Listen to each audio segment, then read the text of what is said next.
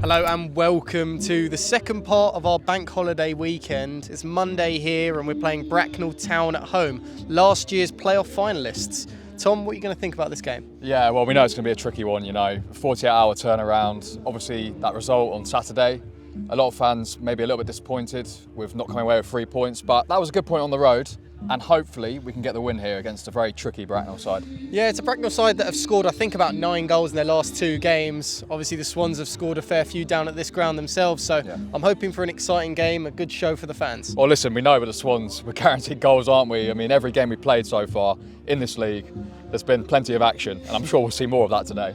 Let's get into the lineups.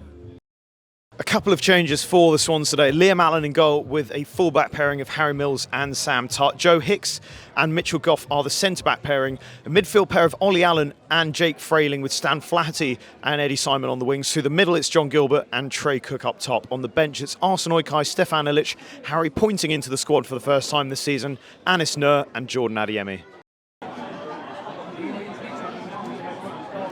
It's going to be Flaherty with the ball in here. Puts it in, and Mitchell Goff on the volley. Oh, wow. What an attempt from Mitchell Goff there. It was well saved from the Bracknell goalkeeper.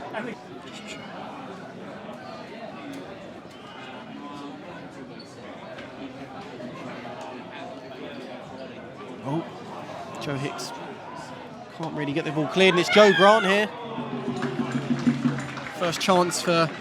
First proper chance for Bracknell. Hicks forward towards Trey. Good turn. John Gilbert swings the ball in. Eddie Simon. Oh, wow. It's gone for the Bracknell defender onto the top of the bar. Almost an own goal there. And technically, yeah, the Swans have hit the bar. Taken quickly. And it goes fast stick.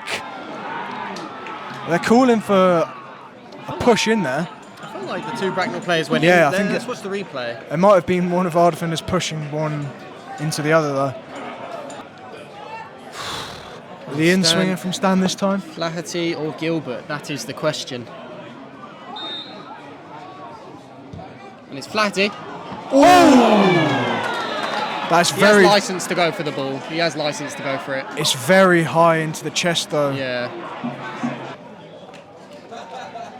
Yep, fair enough. Mitchell Goff into the book. How have I got? Oh no, live. Yeah, but have you just favourited all of the teams? No.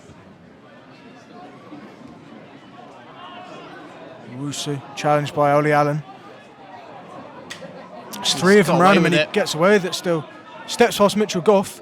He has flicked in and it's 1-0. And Bracknell take the lead. It's a brilliant goal. Yep.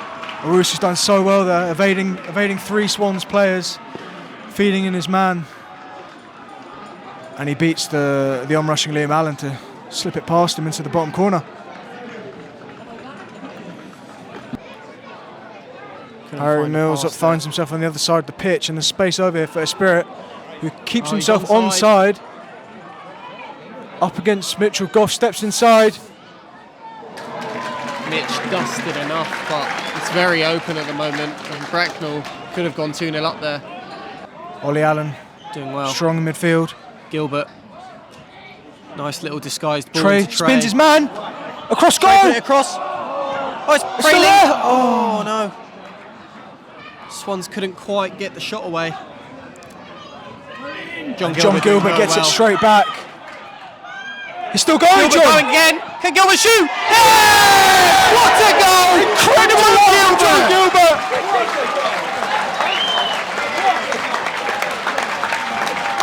He hunted that ball down, rolled a man, went inside and cut it back into that bottom left corner, and the keeper could get nowhere near it.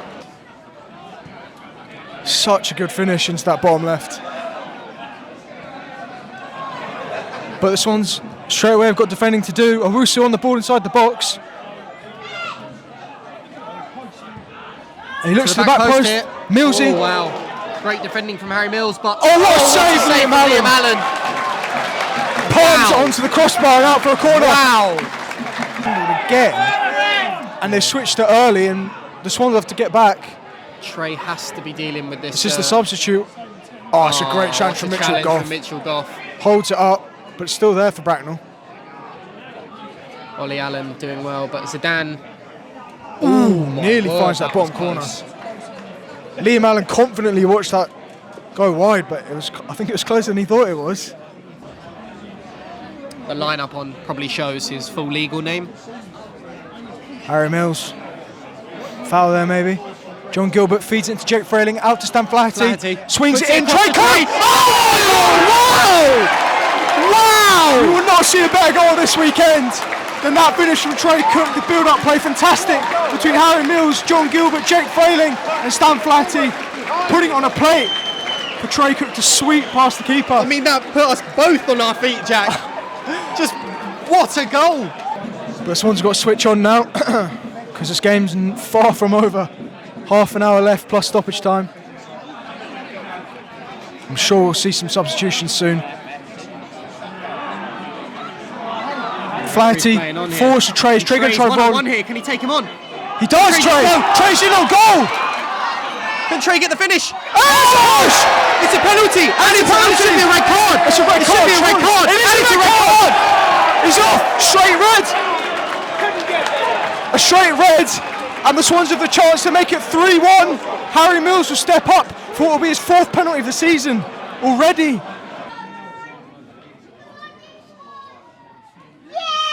And Harry Mills dispatches like a pro. And it's fingers in the ears, as usual from Harry Mills. Never ever in doubt. Oh, here we go. Towards Trey. Here we go. Go on, Trey, skin him. Here we go. The touch is a bit loose. Frayling with him. In. Oh, he's giving Eddie. it Eddie. John Gilbert's there. Eddie goes alone. Shot. Oh! Just curled it past the post. Arsene Oiket out to Stan. Stan cuts in on his left. Can Stan shoot? He can. Oh, what a goal!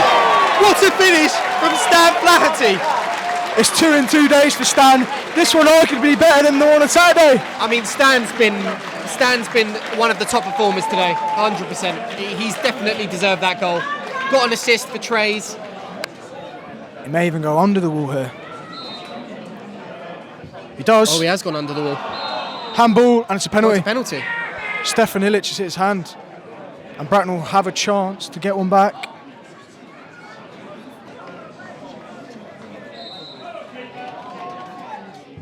It was a good Sends finish. Liam the wrong Good way. Penalty. And a Spirit gets his 2nd of the day. Set up a nervy ending here. Yep. Swans have a 2-goal advantage, but let's go. Sam's right there. Nice from Anis into Stefan. Really nice. And Anis is breaking through the middle. Flatty's slipped him. Can he put Eddie in? Eddie was in there. Anis. In towards Eddie. Can Eddie get the shot away? Anis, Eddie! Eddie Simon wraps things up the Swans' 5th. And we were wondering when he was going to get involved. But he's tucked into that bottom corner beautifully.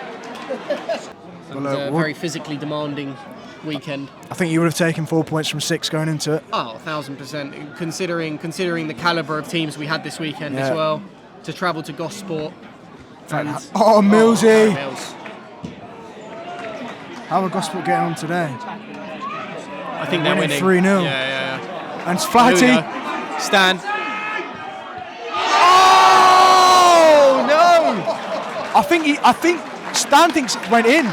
Did it do that thing where it hit the metal bar inside the goal? I think it might have. That's what Stan's claiming. Did it hit the stand? We've seen it happen before at this ground. PJ, if you're watching, come back from holiday. Illich brings it down. Anis. Oh, good idea.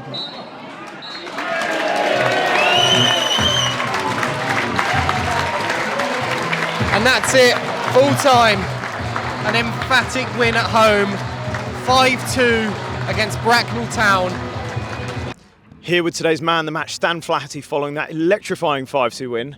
Stan, you've been a new addition to the Swans recently. How's it been bedding in for you in the squad and getting to grips with our attacking style of football? Yeah, good. Like I say, when I come in, I knew what type of play style we play with. Scott made that quite clear, and I think it's something I suited. And like I say, that's why that helped with the decision coming here. But yeah, like I say, it's a great group of lads, and everyone's been really good with me. And yeah, playing fluid football every week. Like I say, no matter where we are or the score, we're playing the same brand. And like I say, it leads to results like today and good performances along with the result, which is key. Yeah, and you've had quite a hand in some of the goals as well. I think you're up to 5 assists and 2 goals now in our opening 5 games. How much of that side of the game has been something that you've wanted to bring to the Swans? Yeah, I mean, like I say, as a forward player, you're often judged off a stat. So it was, as much as your performances are important, stats are important as well. And like I say, it's something I had to work on was my crossing on my right foot, which, like I say, I think I've got 3 or 4 assists with my right foot this season, which has been good. And like I say, when I'm playing on the right, coming in and scoring on my left, like I say, I have to be looking to assist on my right foot as well. So yeah, like I say, it's definitely something that I base my game off of, like goals and assists, because you have to nowadays as a forward player. Yeah, and a bit of a trend developing in that our first 3 home games of the season, we've gone a goal down in all of them and roared back and won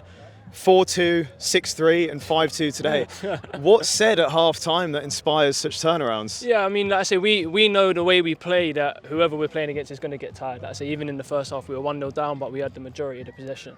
And we just said at half-time, we're playing really well. Like I say, give it 5-10 minutes, they're going to be knackered. And like I say, you often find in second halves, because of the way teams are defending us and the way we're keeping the ball to come the second half, they can't keep up with it. And like I say, we end up running away with it. We've got players, like I say, who are fit and can play 90 minutes and can keep doing what they're doing for 90 minutes, and that helps. Like I say, I think we've scored a lot of goals in 85 plus minutes, which, like I say, will be key in the long run. Yeah, cheers, Dan. No worries, thank you. Here with the manager, Scott Harris. Now, we could use last week's interview or the one before that, but I think we can do something fresh today. What was said at half-time to inspire that comeback? Because as we've seen in previous weeks, there's a bit of a trend developing in that we just turn the Jets on in the second half and become unstoppable. Do you know what, though? I think maybe as opposed to a couple of the other ones, I was fully confident in how we were actually playing up till half-time. You know, I personally think the score was a false one at half-time, given the run of play and everything that we preached before the game, where it would be very easy for people to come out here and hide today, not want the ball, be scared of another accident happening. We tried to stamp all of that out before we started today and just try and give everyone that licence to continue doing what we're asking them to do.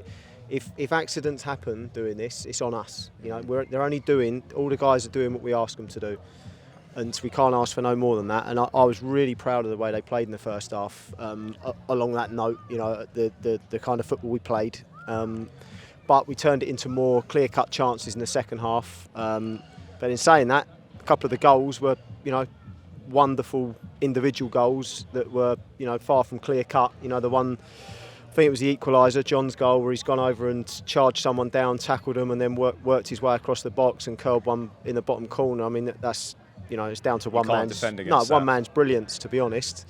But some of the team play after that, when, you know, we just had another 20%, you know, on top of the first half performance there. Really good, really good, and I just think, yeah, it just lit this place up, to be honest. In the second half, it was a lot of fun to watch. Yeah, I think one of the most pleasing things again today was 5 goals and 5 different goal scorers. A lot of people in that front line, but also from the midfield chipping in for us. Yeah, no, definitely. It's nice to see Eddie get one at the end as well. We were close to taking him off, just to preserve him a little bit, but at the same time, Trey's in that spot at the moment where I think experts would probably say he's sort of in the red zone a little bit lately. I think he's always on the edge of maybe burning himself out a tiny bit. So we went for taking Trey off, left Eddie on in the hope that he might get himself one, and yeah, he finished off another good move actually. Second attempt, I think it was. So yeah, listen, it's nice for them all to get their little moment. They get their goal and everything's good for people's confidence, but you know, stating the obvious here, we don't really care who scores them as long as Walton and Ersham are scoring goals, and you know, I think that might be 21 we've scored now already. 21, 10 conceded. Yeah, so yeah, as long as it continues in that vein, then we're going to be in a good place. Yeah, I think we discussed last week that 4 points was, I guess, a good target for the bank holiday weekend, and having completed that second leg today, would you feel that our performances have warranted that 4 points and it's a fair reflection of how we've played? Yeah, listen, for an hour at Gosport, we're a better team. No two ways about that. We deserved the lead we had. But something that we need to address a little bit is, like everyone's been seeing, we're great when we're playing from behind because, you know, it's all in front of us. The other team maybe give us a little bit of incentive to come and attack them.